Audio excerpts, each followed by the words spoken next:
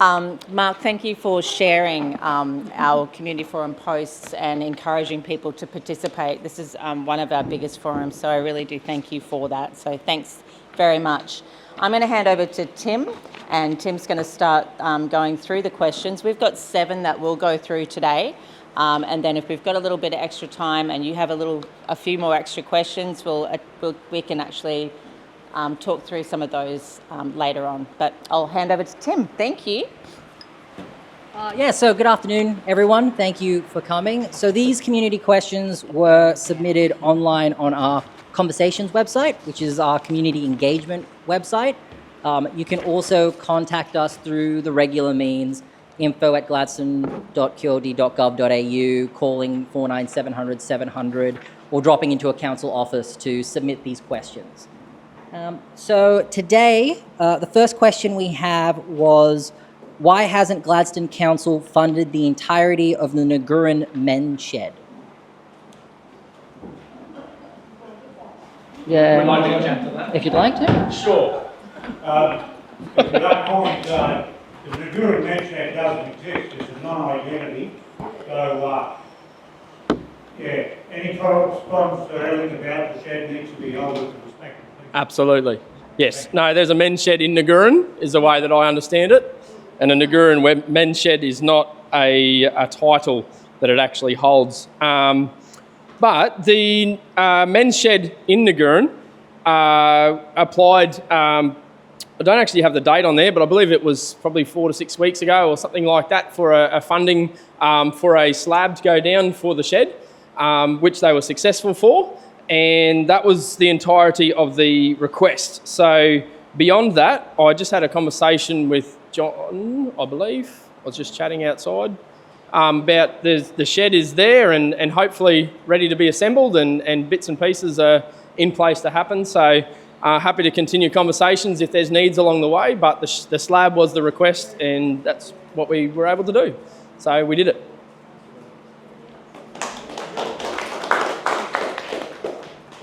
The next question we have is, Council needs to be transparent with the Wooderson solar farm in early stages of planning. Oh, give me the easy ones. Great. So there is a proposed Wooderson solar farm. It's about 20 kilometres west of Calliope, for those who don't know much about it.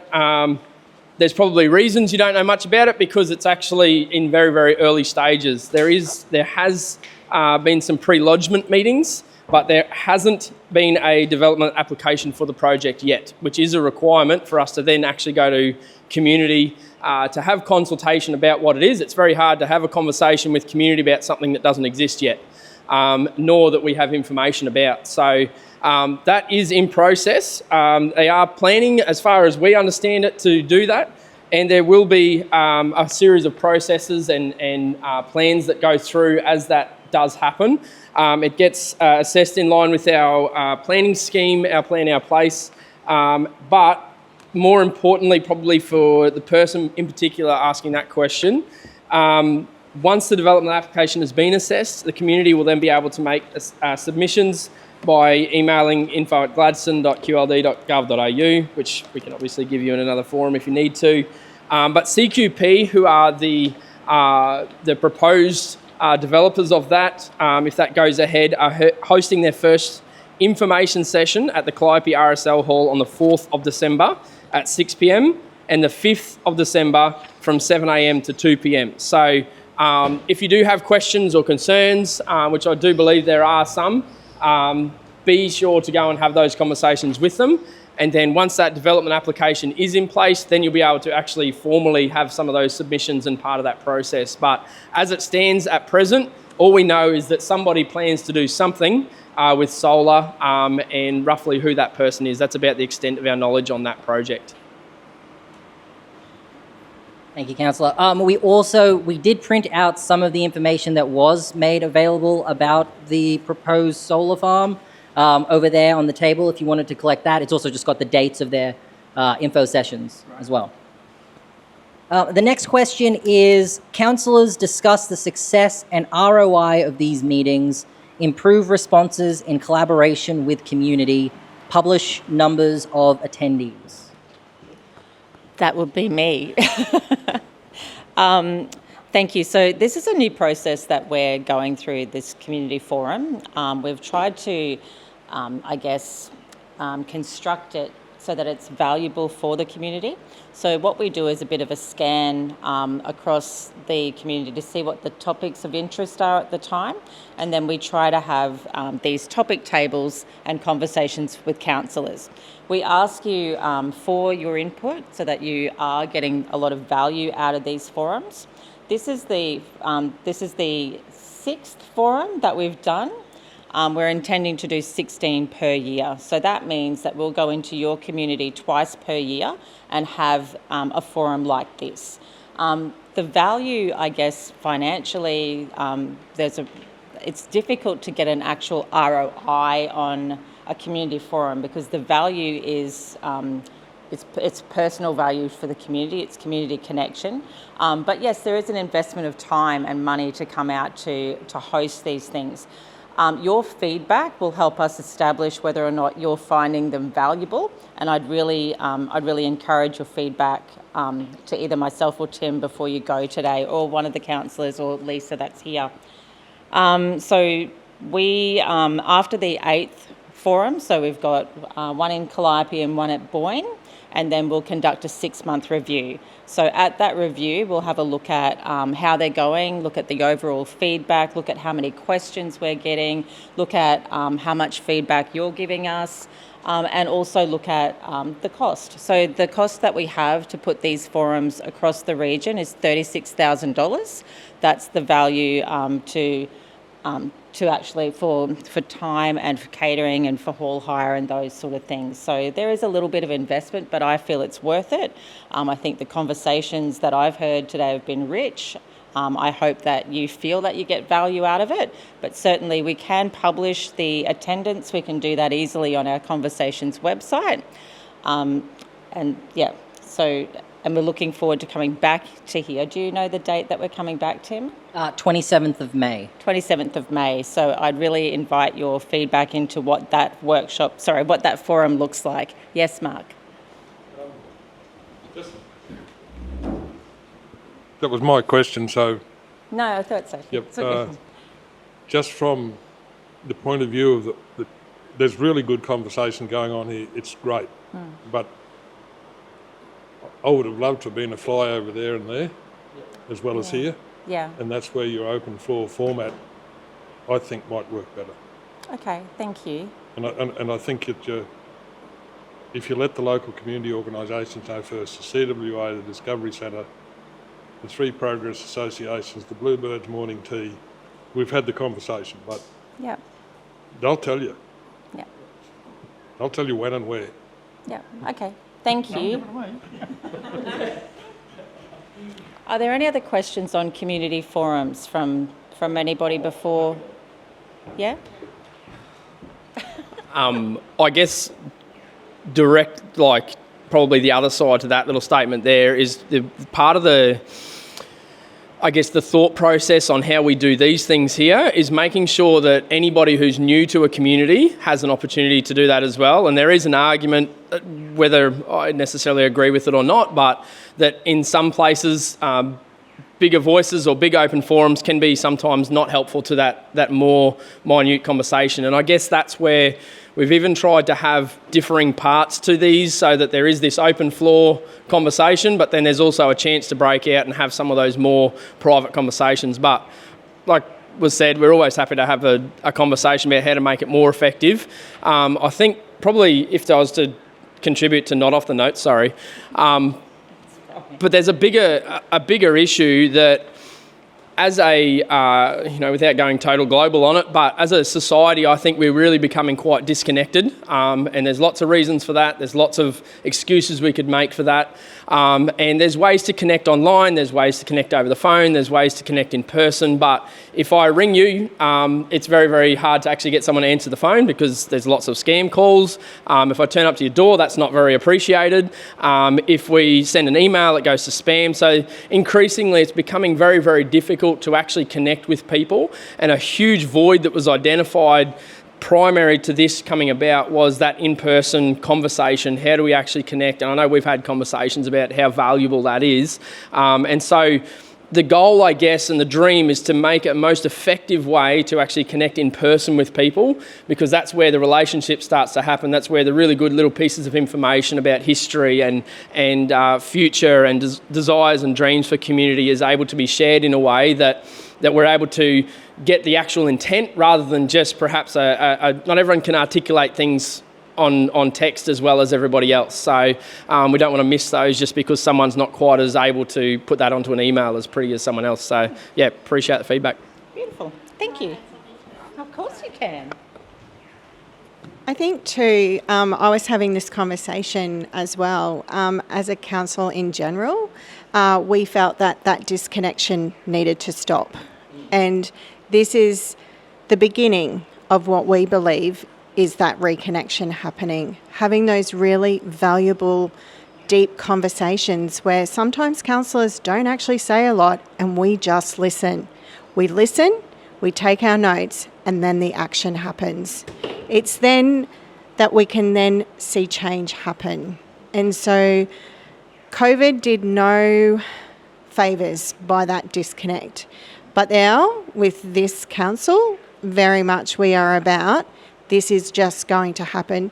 This becomes just our daily business of connecting with community. I also wanted to say, Mark, you raised you'd like to be a fly on the wall at this table and that table and those things.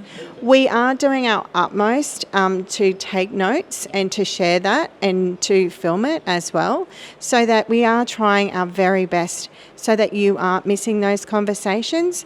But it's also, as you say, just about, Leanne, do you have time, 15 minutes where I can have a chat with you? And my answer was absolutely, this is what I'm here to do. I'm here to listen and I'm here to do. So very different probably from, back in the COVID days. This is just normal business for us now. And any way that we can improve what we're doing, our ears are open. Thank you. Thanks, Councillor Patrick. Beautiful. This one's a little different. This is the first time out of 6 of these forums that I've had a question that I can actually address. The question was, why is this only answerable in 140 characters? If you were serious in helping our community, it would be limitless characters, shows your intent. Just for a bit of background, in case you don't know, I think what the person's referring to is on the Conversations website, where you enter a community question, it does have a maximum 140 character limit. That's set by the website. I don't actually have the ability to change that. But also if I did, I wouldn't necessarily aim for something higher than that. The intent of the community questions are supposed to be for, more broad stroke questions that council can get some more information about. If you were looking at a very specific case, and we've heard some of them today with people with many pieces of paper, not naming any names, who've brought them to hand over and have those conversations with councillors and general managers. Those are the types of conversations that we want to have here in the room. And those won't necessarily apply to everyone, whereas the community questions are more for the questions that are of the most interest to everyone in that area. There is voting on those questions, so that is dictated by the community. With these questions today, they either had 1 or 0 votes. Not to say that people weren't interested in hearing the answers today, but that's why we're addressing all of them. But when it comes to those more detailed, more personalized questions or issues or requests, that's why we ask people to attend these forums, because this is the perfect avenue to have those conversations. I'll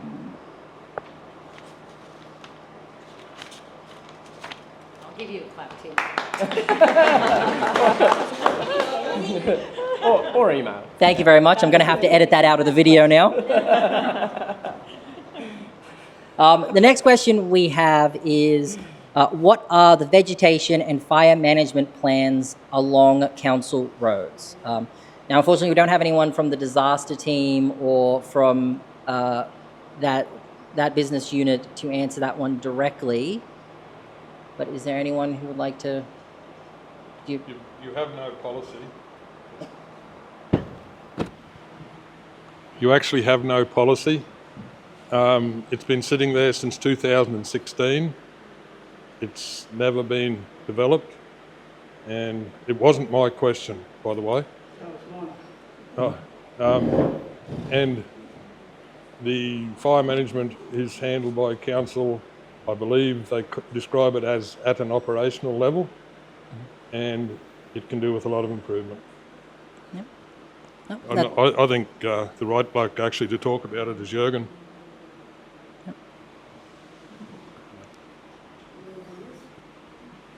Jürgen's our chairman for most of the day. So the question, I don't think it's on. Oh, it doesn't. Yep. You just have to talk into it for the recording. Okay. On camera. On the dot. Yeah. I think the question is referring back to that when you do burning on your property, the adjoining council property, like on the roadside, is not included in your permit. In the past, people just could burn back from the roadside into their property, burn that as well, and that does already fire control, because when the landowner burns, that gets burned. Now, when you have got state roads as well, it becomes more difficult at different tenures, and I think overall the council and state have to go and realize that if we don't light up from the roadside in from time to time, the fuel build-up will just entice somebody to throw a match. And that happens very frequently. So I think that is part why the question was asked, because you see all that high grass where people have burned inside their property or grazed it down, but then you got all them introduced grasses, mostly with the biggest fire danger, just all along the roadside. And lantana building up because it doesn't get burned. So there's a lot. This is actually a very complex issue, I think, where all parties involved have to change their approach and work more together. Great. Thank you for that. Thank you. I'll read the response I did receive from our council team. But what we can do is, with that additional information, I can pass that on to them. And on this recording, we can actually, in the information description and also in a follow-up email to everyone that attended today, we can include a more detailed response that's going with those details. But the notes that I was sent were, just to share it with you all, council roads are slashed regularly and the schedule varies according to the road hierarchy. Unsealed gravel roads are generally not slashed. However, the surface of the road is still maintained. The biosecurity team also undertakes inspections and treatments for matters under the biosecurity plan. And it's also a reminder for the community to register with Region Watch and follow council's disaster dashboard. I'm just going to add something here too. That was our council position on that question. But I think what is... Oh, talk louder? Yeah. Oh, sorry. Sorry. What is really important is actually having the conversations. So where are the gaps? And maybe today we found where there is a gap, where we can collaborate. And I just wanted to highlight, this is the power that community have in a forum like this. It is about illuminating what is great that is happening. I have had some really lovely feedback, but it is also about highlighting what we can do better in a really constructive way. And as a councillor, I'm really appreciative of the fact that we can highlight these things and that we can collaborate together and that we can give you information and make improvements where we need to be making improvements. I would like to add, in the past. Sorry, In the past, when we had burns with conjunction with the council, Rebecca Handley, which is in charge of that up here, has been very helpful. And it's often just everybody, the landowner, has to communicate with the council communicate with the landowners, and a burn can be done together in conjunction. Instead of saying we have to stop it here, we stop it on the road. Then when we stop it on the road, that is actually then the fire danger gone for the road corridor, and the fire danger is gone for the landowner next to it, who is worried about somebody dropping a match out there. Well, thank you very much for that. Oh.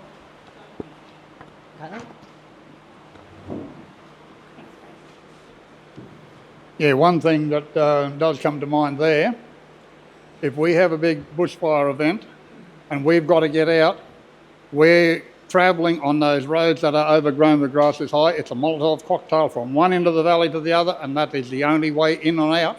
So if we have a really serious bushfire thing, we're risking our lives even trying to get out. And as Wayne was saying earlier, in this day and age, it seems to be just evacuate, get out while it's safe, all that sort of stuff. You see it on the TV all the time. We don't have a safe road to get out on, whether it's a country road looked after by council, which if it's dirt, it's not even slashed. So that grass can be hanging right over your vehicle. On the bitumen main roads that are slashed, it's only a couple of slashes width, and then you've still got your 6-foot grass, and if you've got vehicles going both ways, you've got nowhere to go and you're going to get fried. That is one of the reasons that I've been battling now for over 20 years to try and get this addressed from a council level and also a state level. So hopefully we can get something happening.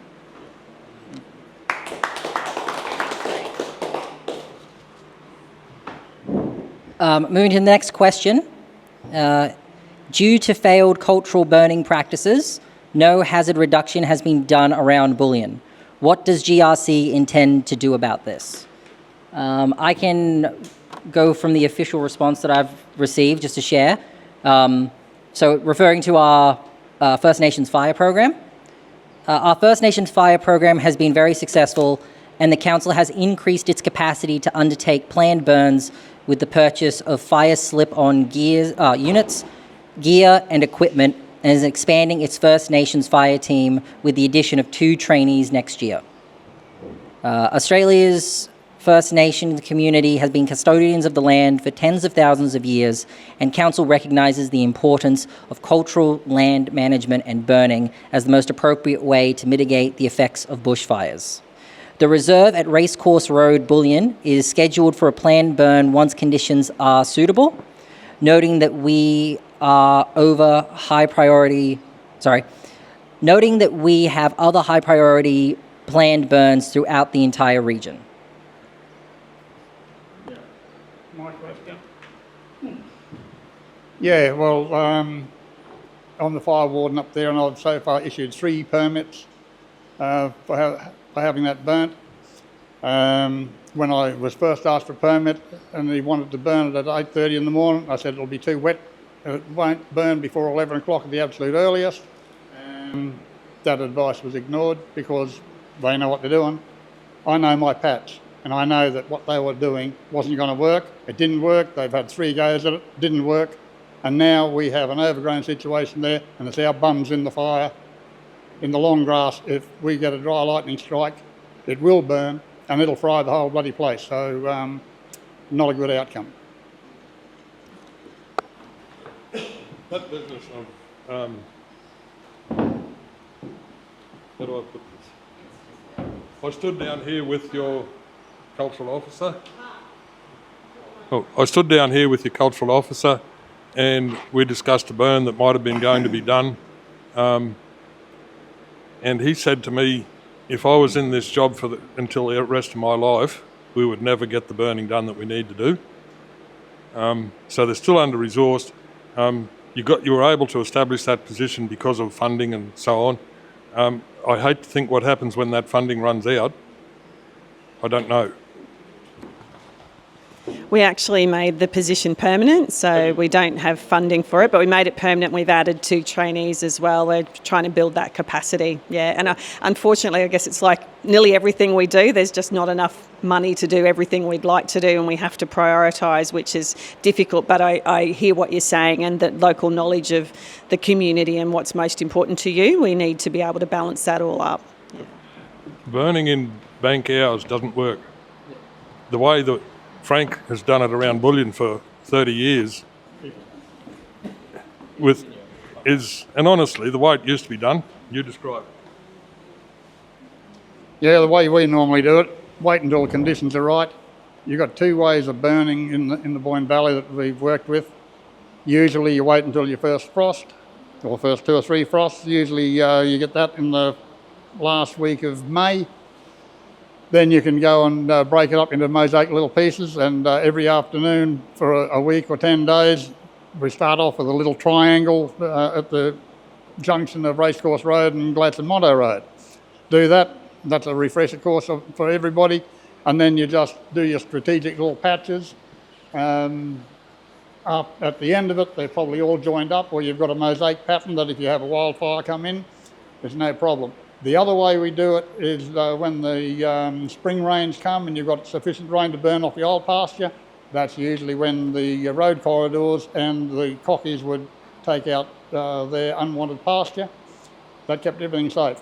That doesn't happen anymore. We're not allowed to do near the stuff we used to. And now it seems to be that we are hamstrung, we can't do it. And if you're looking to get a permit now, especially in a town area, you've got main roads, transport department, council, park probably, forestry, and you try and get all them to the table to get one permit going, and it's bloody near impossible. So the whole trouble is that with all these hamstringing rules in place, it's fine because all the people who make their decisions, they're fine. If they don't like it, well, I just won't decide on that. But it's the people up there that are going to get fried when the whole thing doesn't work. And 3 times we've had that cultural burn attempt up there now, and as Mark just said, it doesn't work in bank hours. You've got to work with the ground, with the moisture levels and all that sort of stuff. And sometimes that can be a window of only 2 or 3 days.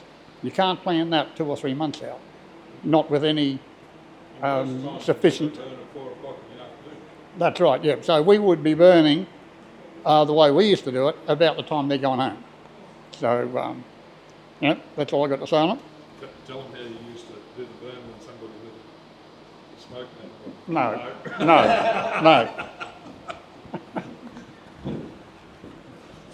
Sorry. Yeah, well, I'm the bloke that actually brought this question up. Yeah, too much red tape, which is the biggest problem with you poor fellas. But the other part is the council's response to my question was, you slash 2 slash widths wide. Well, the corridor from here to Calliope, in places it's probably 100 metres wide along the side of the road. So inside that 2 slasher widths, there's parthenium and there's wild thistle and there's lantana, and lantana is what I've brought up is that because it's becoming a huge problem and it becomes a huge fire problem, when it gets dry, you see a lantana bush burn. She goes up like a big push, Yes. So I'm not asking you to spend more money. I was asking you for an incentive for property owners to start to look after their patch on their part of the road from the bitumen to their fence. This is what my whole question was about. Thank you very much. Thanks, John. We'll take that feedback on board. Thank you. We do have a fire program. I'm committed to taking that feedback back for you, okay? Thank you very much for that. That was a really good discussion. Thank you. I'm just taking over from Tim because Tim's changing a battery that I don't know how to do. So you're stuck with me for a little second. Okay, our next question is establish a fire break across Bloomfields Gap as per discussions with council reps at land management fire meeting years ago. It is surveyed. Does anyone, whose question was that one? Does anyone? That's yours? Okay, cool. I'll give you the response from our officers, if that's okay, Mark. So Bloomfield Gap Road is an undeveloped road reserve. There's no plans to develop this road as a fire trail. It goes through protected estate and isn't council land. All matters pertaining to fire management should be presented to your local fire group management meetings or contact the Rural Fire Office in Gladstone. No? I'm sorry if that's the road answer, but it's wrong. Okay. It's just unacceptable. And that's, I'm sorry, I've got to be blunt. Somebody out of all the bodies has to take responsibility. You've got Blackman's Gap, east, west, Boyne Valley, you've got that end. At the moment, you've got landholders out there putting in brakes. So, at the moment, you've got landholders of that fire at Woonga Dam putting in brakes to block it. And I don't know if that would have been good to have this time. I just haven't been on the ground. But I do know that there's been lots of other times when it would have been good to have in place. It's not a road development. It's see that it's at least a vehicle of some sort can get through there and that it's checked on a regular basis, say yearly, that you can get through. And if you've got to run a dozer through to push the trees out of the road in March, you know that in the upcoming fire season, if we need it, it's there. Could I speak to the fire that's there at Woonga Dam at the moment? And we've got councillors who are on the water board, and can we ask for them to take to the, and I know it's outside your purview, but I do know this, that National Parks asked the water board for permission to burn that national park earlier in the year when it was cool and wet, and the water board either didn't reply or refused permission. And now that national park is being devastated. It will take years to recover from what's going on there now. The grass has been burned out of the ground right down to the roots. And that situation got to improve. Thank you, Mark. Thank you, Mark. I would like to add something to that. When I hear the responses, it's like we are asking to get a road put in, but it's not. It's basically just to keep that track open. Now, about half a year ago, I was up there and we were back burning into a fire. The local landowner had actually put a grader down, it was a grader, and he just got a local grader operator to just give it a bit of a brush up. We had something to burn off, and we could somewhere safely with our vehicles also drive and turn around. There were a bit of openings because if you drive into a fire, you don't want to have to reverse it all the way out. And it was basically all the way, well, I went to that house that is on the other, and it's not too far from there to Boyne. And we have brought that up numerous times because from the whole area, basically from, I would say from the road, the main road, the Dawson Highway, and then a few other maybe little roads, but then there's a big gap from here all the way to Blackman's where there's no more fire breaks that run to stop a fire going from south or south to north. And it's a big area when you have to burn basically from all the way from Blackman's all the way down to nearly Calliope. And that's where we think if we can just run a grader through every so often, it's still going to be rough as guts. You're not going to go and take a ride down there just for the fun of it, I guarantee you. But at least you can drive down there and do back burning on either direction. So, yeah, I really support that question there. Thank you. Thanks, Jürgen. Okay. All right. We're on to our last question now, which is, can we discuss with community the manner which petitions are handled when submitted to council as per a request that was at the Meet the Candidates? I'm going to ask our CEO, Lisa Dowling, to answer this one. Thanks, Lisa. Thank you, and I'm very happy to hand over to a councillor if you'd like to jump in. currently, the way that we handle petitions is if we receive a petition and it pertains to operational matters, they're dealt with administratively, and councillors receive information about the petition and what the response is proposed to be. Sometimes council will want to pull that in and have a conversation about that at a meeting, but mostly it's handled operationally. Other matters that relate to policy, legislation, higher level matters go to council automatically. So that's the way we have been operating with petitions, and I don't want to speak on behalf of our current councillors, but there may be a desire to do things differently. I guess the only other thing I'd say is there's lots of ways to communicate with council, and there may be other avenues that we can assist you with, but in terms of petitions to councillors, that's currently how it works. So if Councillor Patrick would like to make a comment on that. Yeah, I'm just really going to sort of add in the day. Sorry, I'll talk louder. Sorry, I'm sorry. It's really important that we do follow a very precise way of doing a petition. Technology is wonderful and we can get that instant gratification of doing a petition, but it really does need to have its checks and balances in order. That's not to say that as a council we can't look at doing a digital petition going forward, but right here and right now it needs to be as per what our operation standards are. And as Lisa has just said, our CEO, it's really important that we follow that. We want accurate, precise information when we are making important decisions for our community.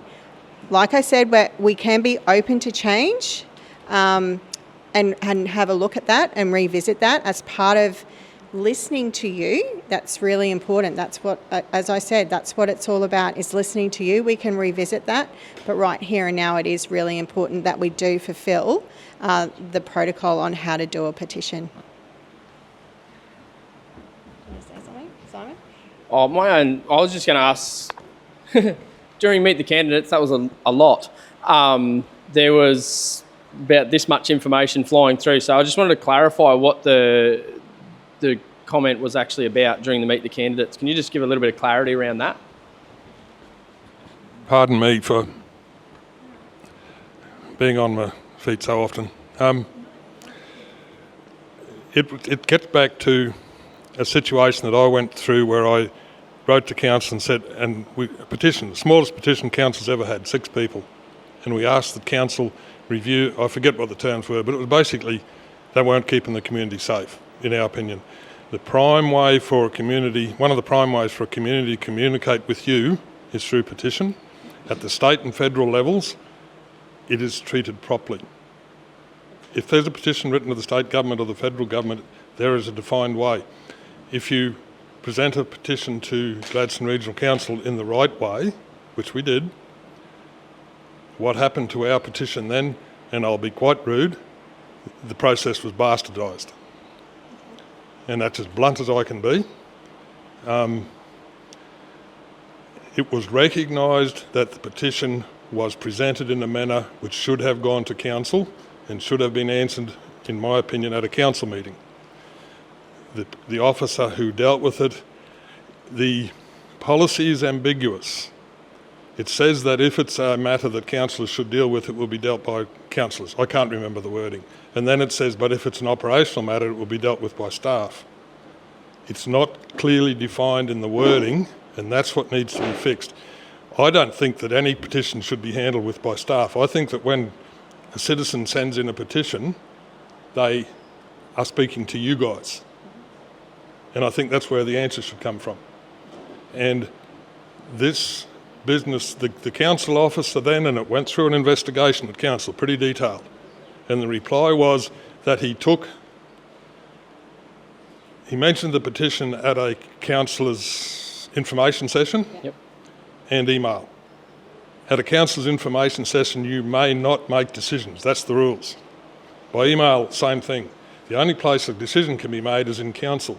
Yep. That's why you put a petition in. And if you could think I was pissed off about this, you're dead right. Yep. Because our petition met the standard to go to council. Yep. Now, there was a petition from Yarwun 12 months or 18 months before that from residents on a road. And council staff told those residents that the only people allowed to sign the petition were the residents on the road. And that's BS. So your definitions in your policy need to be made clear if you want to retain that on operational matters staff can handle. That's fine. I don't think that's right. I don't think that's the purpose of a petition to council. But if you want to retain that, you need to straighten out and make your policy absolutely unambiguous. Yep.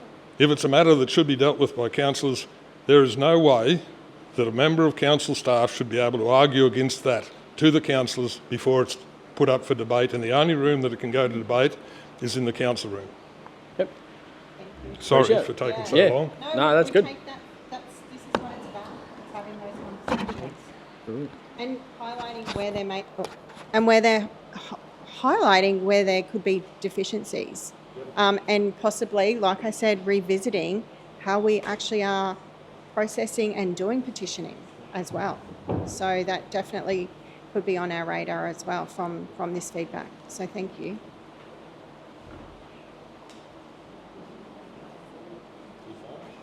Thank you all. That's the end of the submitted questions. Were there any additional questions that anyone wanted to ask? Hi, I travel to Gladstone a couple of times a week, and I don't know if anyone else has noticed, but we have a lot of trees with branches overhanging the road, and a lot of those trees are dead. Some of them have been burnt from control burns or just burnt fires have gone through. Big concern, and some trees have actually fallen on the road and they've been pulled back off.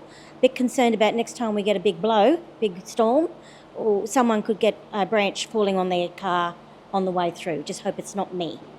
I don't know if anything can be done about that. I have no idea.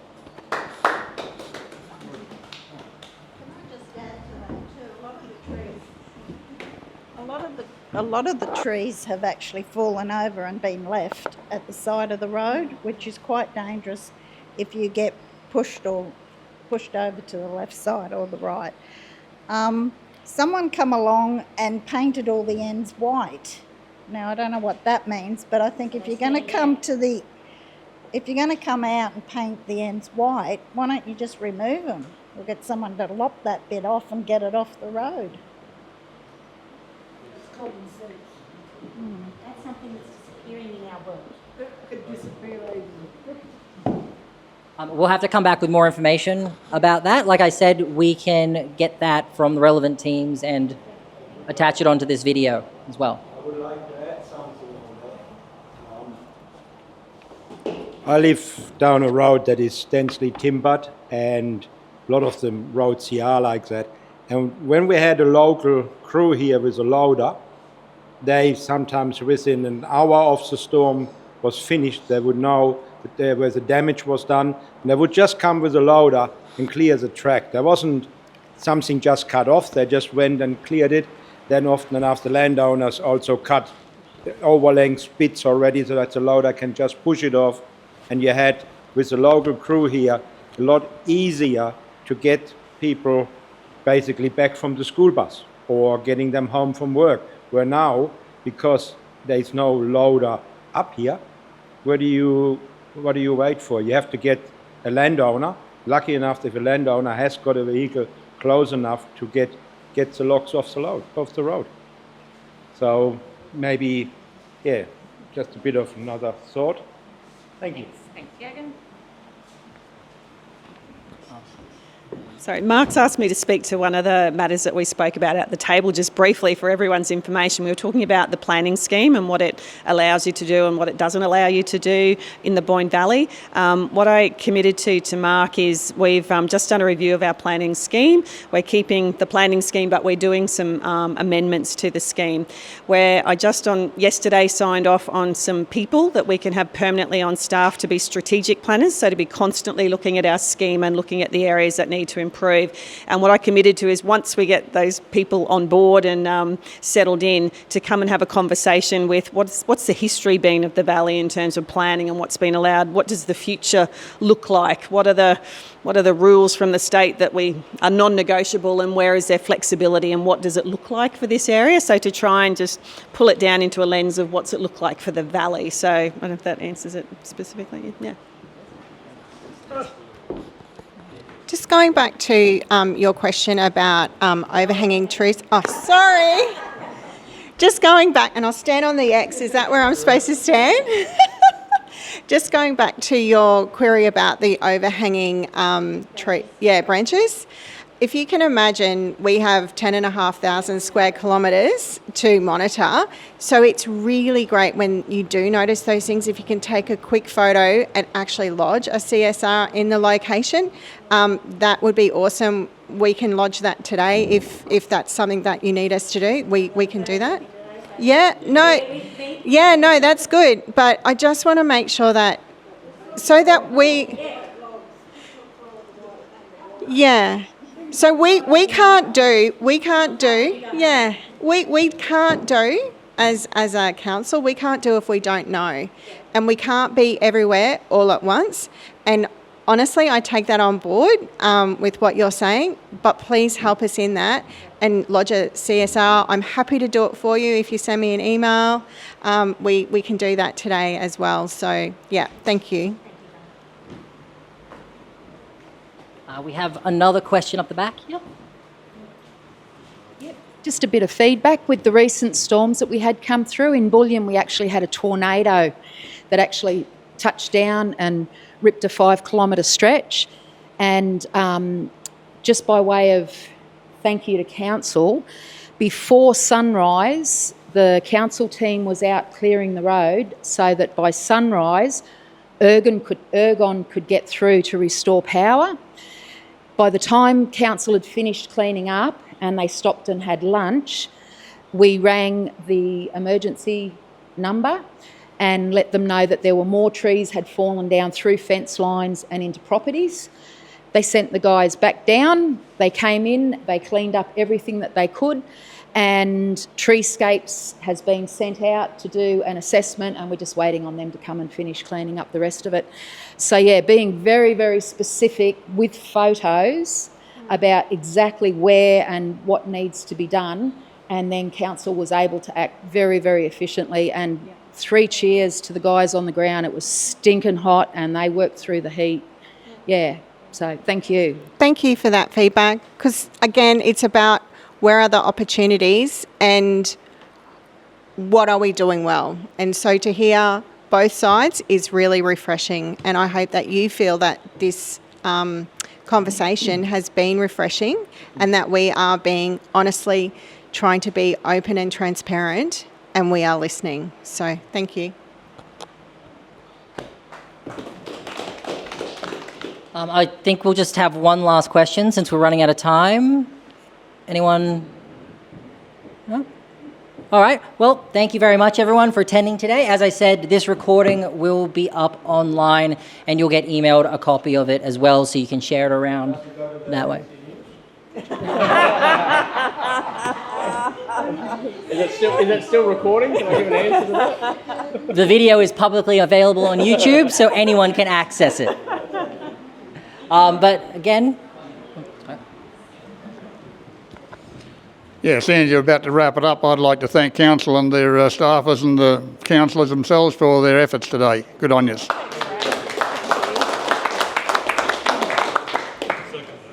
Thank you very much for that. Thank you as well. I'd just like to thank council for attending our markets last weekend. You had a very big presence there. I think everybody appreciated it. And thank you all for the free coffees.